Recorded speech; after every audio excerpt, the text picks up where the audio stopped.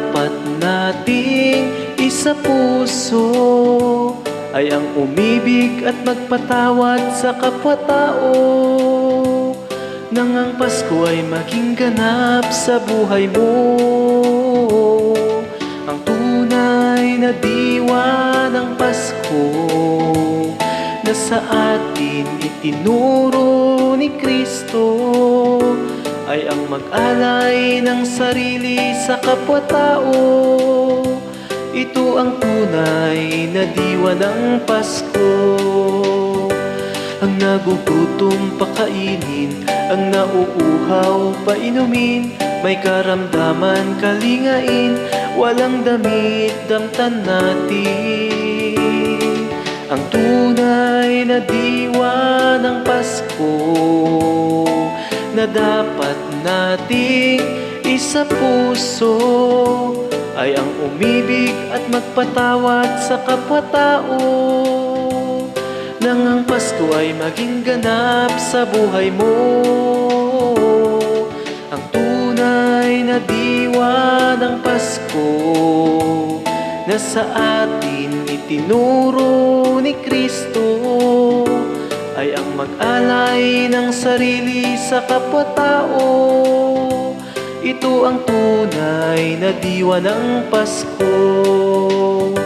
Mga dayuhan patuloyin, mga bilanggo ay dalawin, ang nalulumbay pasayahin, batang lansangan bigyang pansin.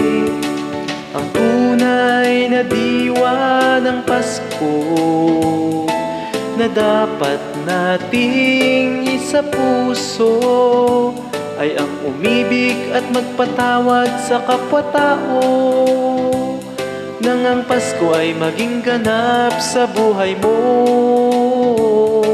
Ang tunay na diwa ng Pasko na sa atin itinuro ni Kristo ay ang mag-alay ng sarili sa kapwa-tao.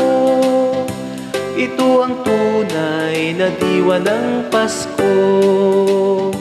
Nagkasala sa'yo'y patawarin mo, nangungutya sa'yo'y idalangin mo, ang iyong kaaway ibigin mo.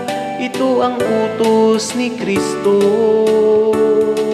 Ang tunay na diwa ng Pasko na dapat nating isapuso ay ang umibig at magpatawad sa kapwa-tao, nang ang Pasko ay maging ganap sa buhay mo.